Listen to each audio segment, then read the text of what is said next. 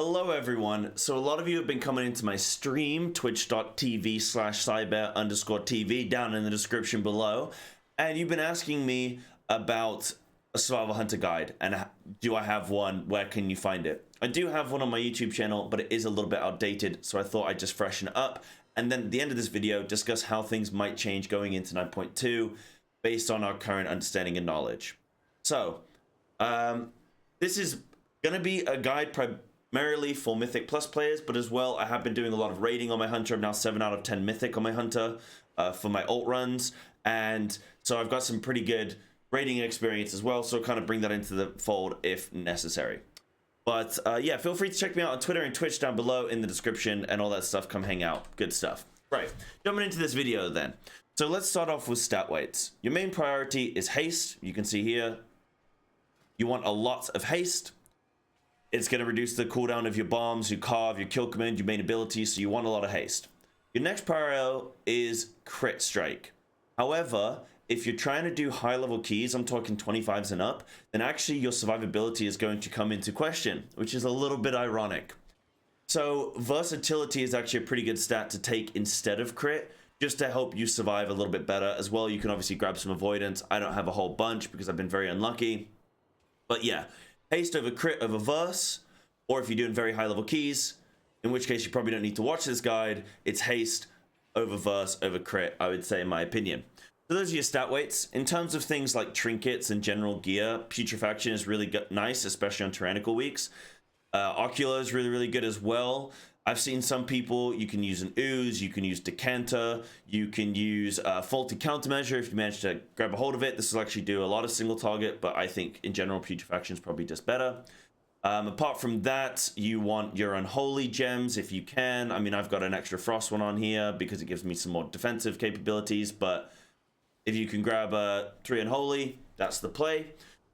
And that's generally it. I mean, in terms of like enchants and stuff, I go for a lot of verse because I'm trying to survive in high level keys. A lot of my gems are verse. If you can grab Jotunga as well from the 9, that's really good. If you can get it 252. And that's your general stuff. You're using like haste food and whatnot in keys, and that's it. In terms of legendary, you're going to be using Wildfire Bomb. It's just outright the best. You're going to be using it in Mythic Plus. You even use it in raid on a lot of bosses.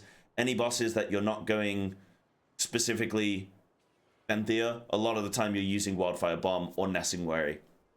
That's basically it. Yeah, so in raid you would use if you go Venthia, you would use the Venthia specific Covenant legendary, which I can't remember, the bobbed one. I can't remember what it is called now. I'll find out.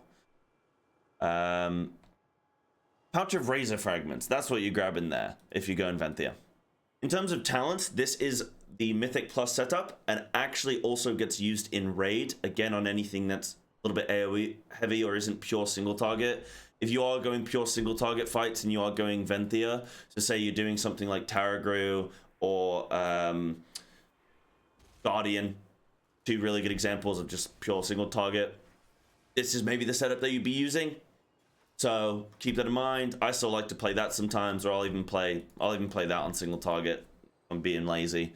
But yeah, this is the Mythic Plus setup. That's what you want to take in terms of Kyrian stuff. You're going to be going Kyrian in general in Mythic Plus. You can also play. You go Kyrian. That's basically it. In raid, you go Kyrian or you go Venthia. Again, like I'm saying, Venthia on pure single target. This is Mechanicos. This is going to be your tree here. That's everything you need. Strength of the pack is basically Abyss. Enfeebled is pretty good. Everything else is pretty doggo, so you don't really care. Defensive traits you can mess around with depending on what you need. Like in raid, you might want to take aspect of the total reduction if you're doing soaks on Guardian or something like that. So this is the best one because we get this haste here, where we're getting stacking 15% haste for 10 seconds, which is really good at the beginning of a pull. For Venthia, I think you go Theatar, if I'm not mistaken, but I've been playing Nadia or whatever her name is, the first one, because I haven't unlocked the full Covenant yet, and that's been doing all right for me. There you go. What else? In terms of rotation, let's jump into that. Dude, I'm flying through this. Let's go. In terms of rotation, so for pure single target, it's gonna basically just be maintain your Serpent Sting, use your kill command whenever you need focus, and look to be using your bombs. And basically, keep Serpenting up, and then you alternate between Mongoose or Raptor Strike, Kill Command, Raptor Strike, Kill Command, Raptor Strike, Kill Command. And that's just, you alternate between the two. Some people do 3 Kill Commands and then a Raptor Strike. No. Kill Command, Raptor Strike, Kill Command, Raptor Strike, Kill Command, Raptor Strike. In terms of your bombs, so you have 3 different kinds, and you can read these on the tooltip to get used to them. You have your blue bomb, your red bomb, and your green bomb. So your blue bomb, shrapnel, whenever you use that on a target and a target is affected by it, this even works in AoE, and you carve or Raptor Strike, it puts a bleed on that target that stacks 3 times. So if you're in AoE and you get shrapnel bomb on everything, you can carve and you can get a bleed on everything now because carve is uncapped. So you can get that bleed up on everything, which is a nice extra bit of damage. It's not really that massive. It's a couple percent in your overall. Then you have your red bomb, your pheromone bomb, which is going to become very dominant next season in 9.2, and I'll talk about this a little bit later or in a future video. But this gives your kill command 100% chance to be reset, which means that when you use your pheromone bomb, your kill command's definitely going to be reset, so you can do your kill command Raptor Strike rotation a lot more effectively. And I mean, in AoE, it doesn't really have an impact, I would say, too much. It helps you kill command spread a bit easier, but it's not that big a deal, I would say, in general. I think there's a fire outside of my house, so apologies. I'm not even going to edit it out. Let's go. Then you have your green bomb, which is your volatile bomb, and that causes targets affected by your Serpent Sting to do explosive damage as well. So if you have 5 targets started up with your Serpent Sting, and then you do your volatile bomb, your green bomb, then they're all going to explode and do a bit of extra damage. So again, bit of extra AoE. Same with your shrapnel bomb, bit of extra AoE, but it's not super significant. And on single target, there is a specific way in which you want to try and play around these. So let's go into this one. So I like to start off with a Serpent Sting and a kill command. I'll use my blue bomb, and then I'm just alternating. You can see my rotation here on the right hand side. And then my Serpent Sting is getting low, so I want to hold that volatile bomb until that's getting low. Right, I get a blue bomb now, so I can start alternating. My Serpent Sting's getting low, but I don't have a volatile bomb, so I can just refresh it manually. And then you just kill command Raptor Strike, kill command Raptor Strike. I've got another bomb here, this volatile bomb, and my Serpent Sting is going to fall off soon, so I'm going to wait 1 second, boom, and then I can refresh. Right? Now, whenever you don't have your kill commands reset, then you can just Raptor Strike to fill. And then I'll use this red bomb, and I'll actually get a few extra stacks here. Or I'll get an extra bit of focus. I'll try and prioritize that a little bit. Now, what I like to do before we get our blue bomb back up is Serpent Sting's going to fall off. So I like to wait, refresh it, drop our blue bomb. Because you've only got that short window to get these 3 stacks of the bleed, right? And then, boom, Serpent Sting's fallen low. There you go. You guys get the gist of that. And that's all you're really doing. You're not using carve on single target. You're not using carve on single target for the bomb reduction. Not worth it. Now in AoE, let's assume that we have all of our cooldowns. It's going to be something very similar. So what I like to do is, let's imagine that your tank is going to be like grouping a bunch of mobs up. And let's say, like, as he's running along and he's pulling stuff in, say you're doing like DOS Arden Wield pull or something. The group isn't all just immediately there. So whilst the tank is grouping things up, I like to misdirect them, and then I'll actually go and I'll like start Serpent Stinging them. I'll even use a bomb if I can, you know, be cheeky enough, and then get a carve in. So I'll do a bit of spreading, and then that's where we just drop the bombs. You're looking to kill command spread as best you can, hit as many targets with your carve as you can. Weave in Raptor Strikes every once in a while if you have nothing left else to do.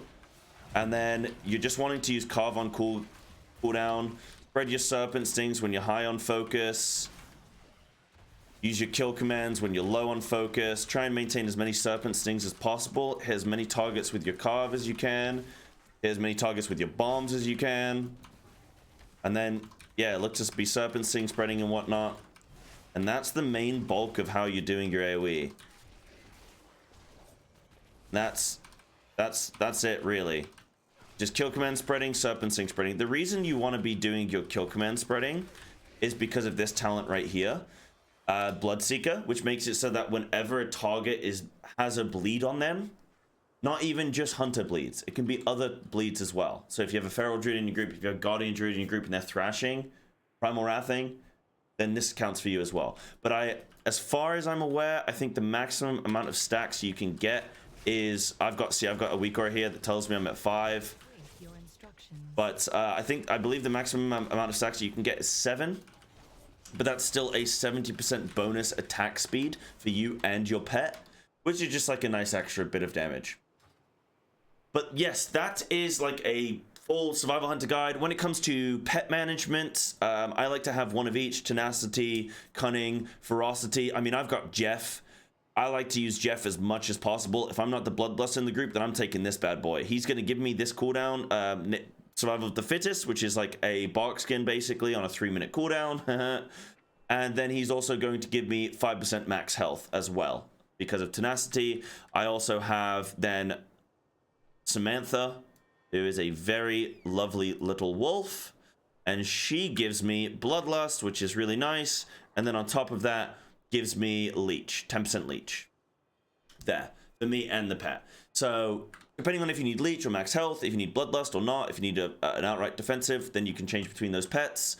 Apart from that, that should hopefully be everything. If I missed anything, let me know.